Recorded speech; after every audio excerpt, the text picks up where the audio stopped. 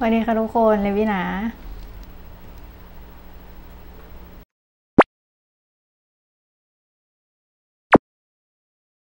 สวัสดีค่ะทุกคนเลวินะ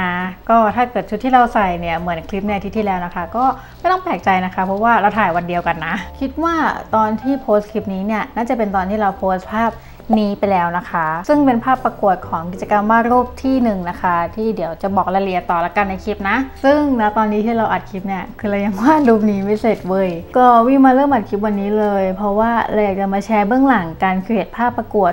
อันนี้ให้ทุกคนได้รับชมกันนะจ๊ะซึ่งก็หวังว่าฉันจะวาดทันมีส่งประกวดแล้วก็มีคลิปลงนะ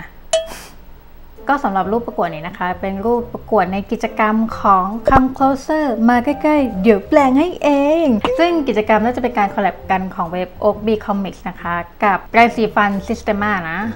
วิเห็นคอนเทนต์นี้จากเพื่อนนะคะเพื่อนแชร์มาให้ดูก็จะไม่โกหกแล้วก็พูดจากใจนะคะว่าเงินรางวัลมันล่อตาล่อใจเรามากจริงๆนะพูดตรงๆกับตรงนี้เลยนะเท่าที่อ่านก็คือเขาไม่มีกำหนดแบบว่า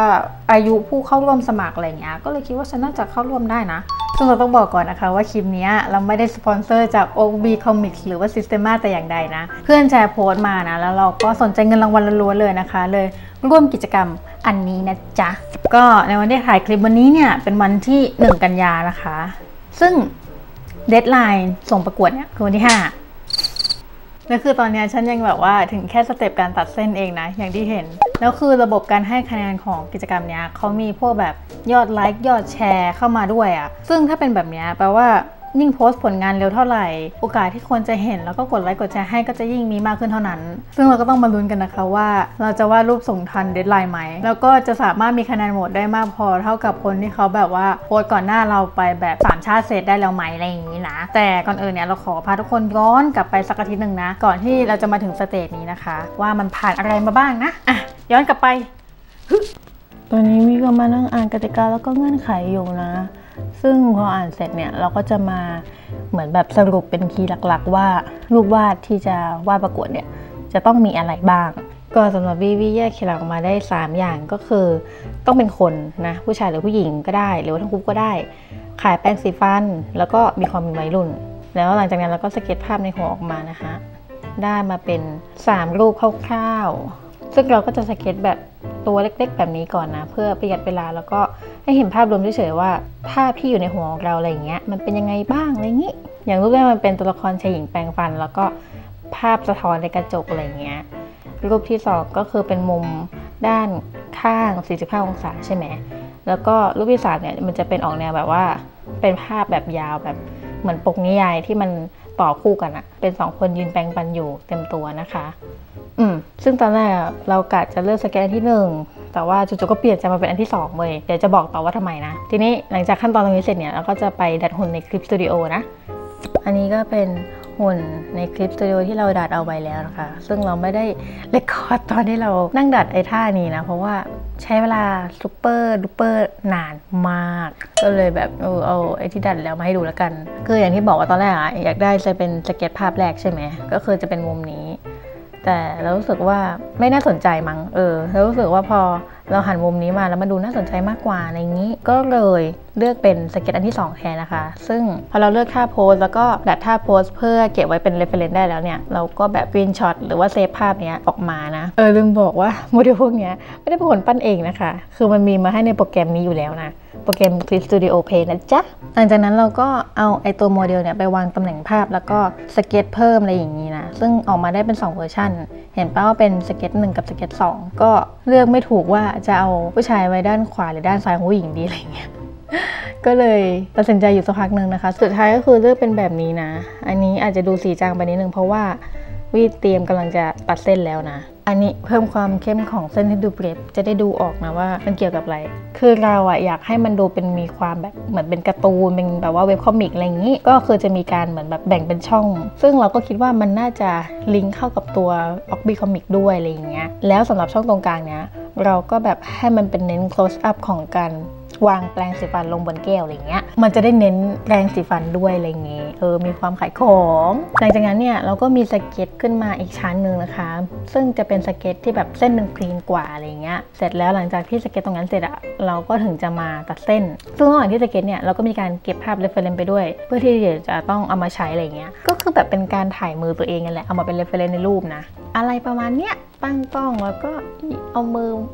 มาถือแปรงสีฟันแล้วก็ถ่ายเอาไว้อะไรประมาณนี้นะซึ่งปกติเราไม่ได้ถ่ายมาเป็นคลิปแต่ว่านี่จะเอามาให้ทุกคนดูว่า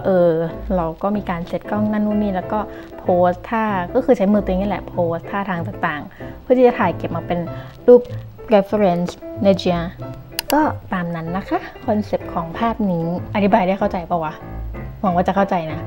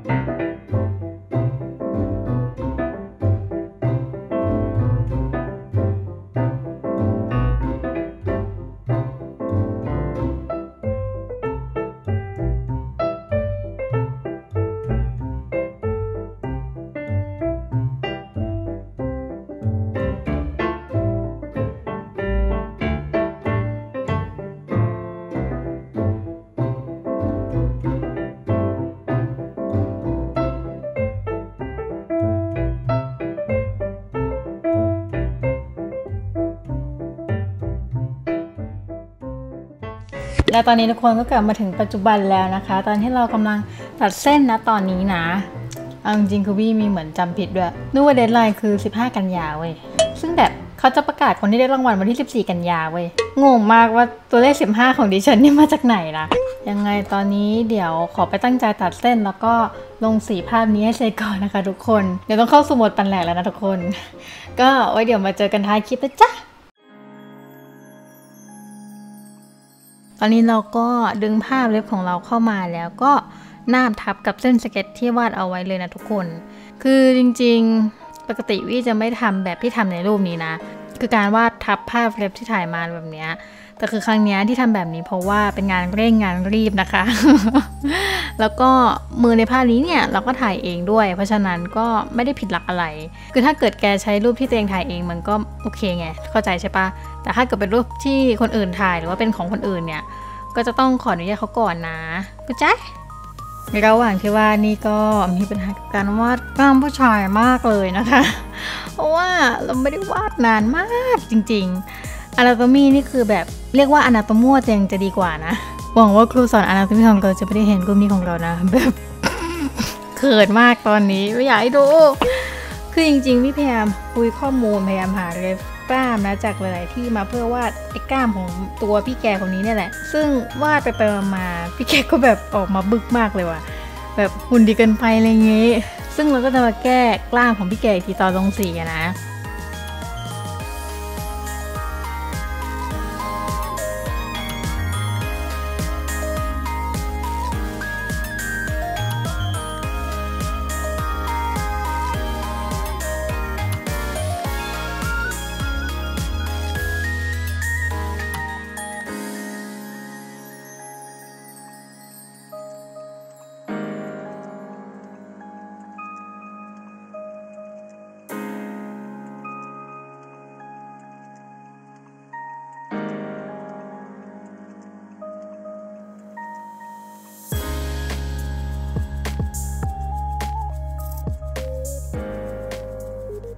แล้วก็ในส่วนของเส้นเปอร์ที่มองผ่านเหมือนจะเท่อะแบบอุ๊ย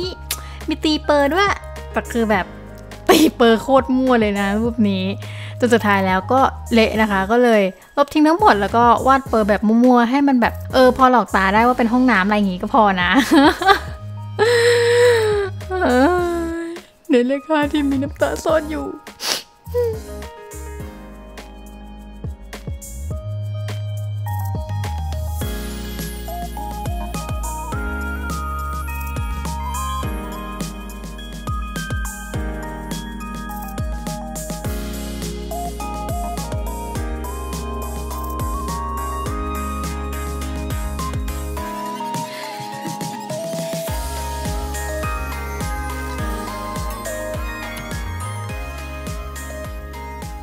การลงสีของภาพนี้เนี่ยเราพยายามคุมสีให้ภาพมันอยู่ในโทนของชมพูเข้มเหลืองแล้วก็น้ำเงินมากเลยนะคะคือเอาจริงๆมันแทบจะเป็นแม่สีเลยปะจริงๆ3สีนี้บวกกับขาวดำคือมันแทบจะผสมเป็นสีอะไรก็ได้แล้วอะเราก็เลยพยายามไม่ผสมสีเยอะนะคือเน้นการบล็อกสีสไตล์เหมือนการ์ตูนอนิเมะอะไรแบบนี้มากกว่าไม่ดิต้องบอกว่าเน้นสไตล์แบบการ์ตูนที่อ่านในเว็บอะมันเรียกว่าอะไรอะเว็บคอมิกป่ะที่แบบมันจะเป็นการลงสีแบบสไตล์เรียบง่ายแต่สวยอะไรแบบนี้สำหรับภาพนี้เราก็เน้นการลงสีนั่นแหละสไตล์เรียบง่ายแต่สวยแล้วก็โทนสีตามที่เรากำหนดไว้อะไรอย่างนี้ซึ่งโทนสีเนี้ยเราเอามาจากแพคเกจจิ้งของแปรงสีฟันนะคือตั้งแต่ตอนที่เราเริ่มสเก็ตแล้วแหละเราคิดไม่ออกเลยว่าจะใส่แพคเกจจิ้งไอแปรงสีฟันเนี้ยเข้ามายังไงในภาพดีเว้ยเพราะว่าแบบมันก็จะไม่ค่อยเมคเซนส์เท่าไหร่ป่ะถ้าเกิดจะมีแพคเกจจิ้งของแปรงสีฟันแบบ randomly วางอยู่ข้างๆอะไรอย่างเงี้ยนึกออกป่ะ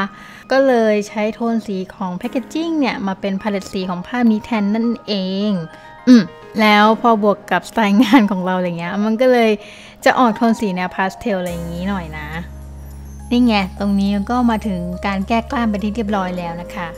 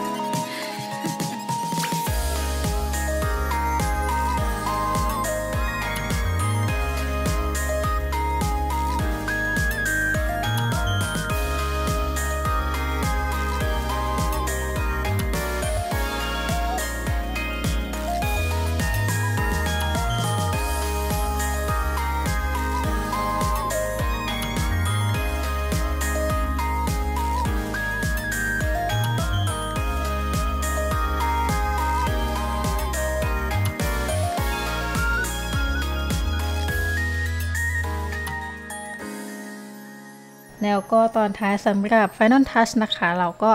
เพิ่มแปรงสีฟันของผู้ชายลงไปในแก้วด้วยเพราะว่า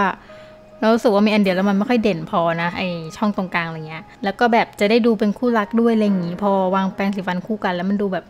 ดูน่ารักมากขึ้นดูมีความเป็นคู่รักมากขึ้นสุดท้ายเราก็เพิ่ม text นะคะคำพูดต่างๆในรูปให้มันดูเป็นการ์ตูนในเว็บอะไรเงี้ยดูมีอีเวนต์ดูมี story round อะไรอย่างงี้นะ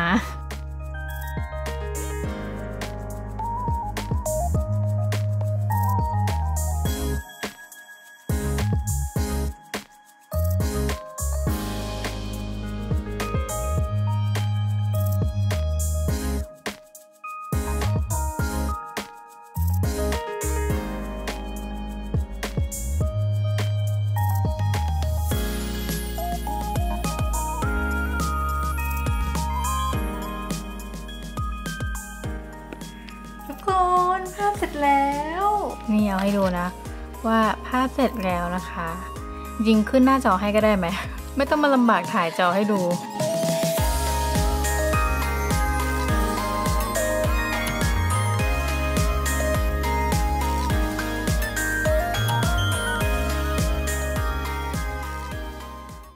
ทีนี้จริงๆระหว่างที่ทำภาพเนี้ยแอบสงสัยอยู่ตลอดเวลาว่าสรุปเขาแบบกำหนดอายุอะไรอย่างงี้ปะวะก็เลยกะว่าจะเมสเสจไปถามเพจอกบีนะใน Facebook ถามเขาก่อนว่ามีกำหนดอายุหรือเปล่าเกิดส่งผลงานไปทั้งที่อายุเกินอย่างเงี้ยโป๊ะแตกเลยนะจ๊ะโอเคเซฟภาพแล้วเดี๋ยวเมสเสจไปถามในเพจกันสวัสดีค่ะแอดมินกิจกรรม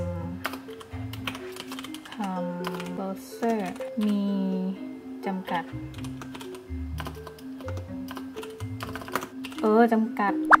อายุของคนที่เข้าร่วมไหมคะขอบคุณค่ะค่ะพอโอเคค่ะนี่มีมาเองนะจ๊ะเด็กๆก็เมื่อกี้ที่ส่งเมสเซจเนี่ยเป็นเวลาประมาณตี 3ของวันที่3ของไทยนะคะซึ่งก็เดาว่าเขาน่าจะตอบประมาณเที่ยงของวันที่3แหละก็ถ้าเกิดว่าเขาไม่จำกัดอายุเราก็จะอัปโหลดภาพแต่ถ้าเกิดเขากำหนดอายุก็ พอคิดอีกทีว่าจะทำยังไงนะแต่เอาเป็นว่าตอนนี้รอเขาตอบกลับมาก่อนดีกว่าเขาบอกไม่จำกัด yes ทุกคนเราอัพรูปแล้วนะคะ ขึ้นลงบนโซเชียลมีเดียต่างๆแล้วก็รวมถึงในเว็บ Okbi Comics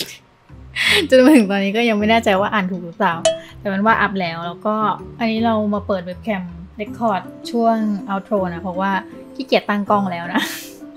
คืออย่างนี้คือเราไม่แน่ใจว่าคลิปนี้เราจะอัพลงในวันที่แบบประกาศผลไปแล้วหรือว่าก่อนวันประกาศผลอะไรเงี้ยก็คือไม่แน่ใจนะแต่ไม่เป็นไรคือเราอยากจะใช้คลิปนี้ขอบคุณทุกคนนะสำหรับคนที่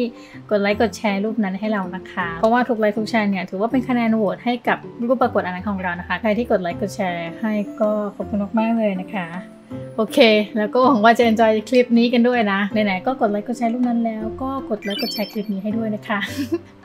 งั้นเจอกันใหม่คลิปหน้านะทุกคนวันนี้ไปแล้วบ๊ายบายทุกคนบริษัทเขาอ่านว่าอุกบีนะไม่ใช่ออกบีหรืออกบีที่เราพูดมาในคลิปนะ โอ้ my god